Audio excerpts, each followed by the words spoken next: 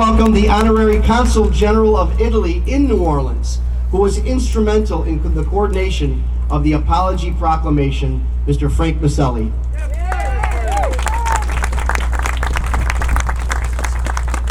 Thank you, Ron, and thank you to the Joint Civic Committee for inviting me and my associate Charles Marsala to come up here and represent New Orleans and us Italians down in New Orleans. I've been here many times as a longtime board member of the National Italian American Sports Hall of Fame. I'm always impressed with how many nice people and good people that I meet up here. And I thank y'all for your wonderful attitude. Two and a half years ago, when Charles and a man named Michael Santos from New York called me to say they had approached Mayor Cantrell, who was a friend of mine, about this apology, I was very elated. I was very happy.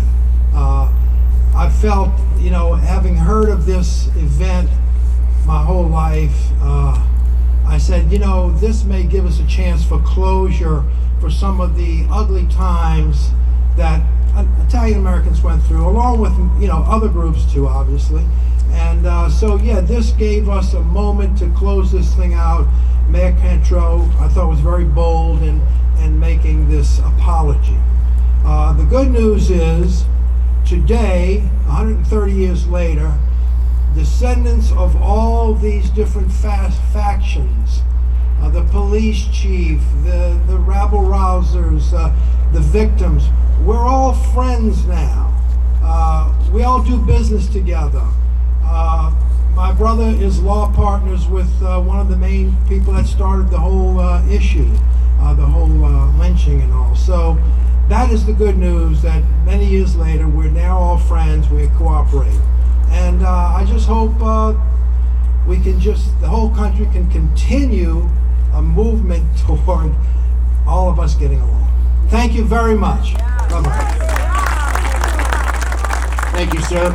Our final speaker of the day is also from New Orleans. He's an author, he's a historian, he's a film producer, Mr. Charles Marsala.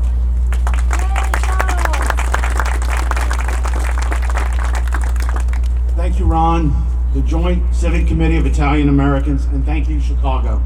Thank you. New Orleans and Chicago share many things. Chicago's been that place where Armenians come for a platform. In 1915, Nick LaRocca was playing a new type of music, and he was asked to come to Chicago. Here, jazz music became jazz music and went international. Later, Louis Armstrong was playing, and he came to Chicago, and he took Chicago and jazz by storm. And that connection is very strong between New Orleans and Chicago. We thank you for providing us that platform. And we thank you for today, remembering the 1891 lynching of 11 acquitted Italians in New Orleans. That is the most famous of several murders and lynching in Louisiana of Italians in the 1890s. And you can see on the banner here that Ron made, it talks about Tallulah.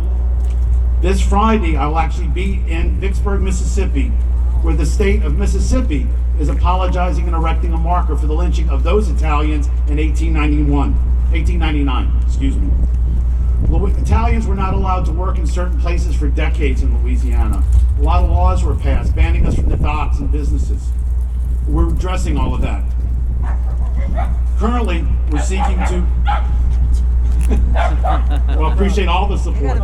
Yeah, it is.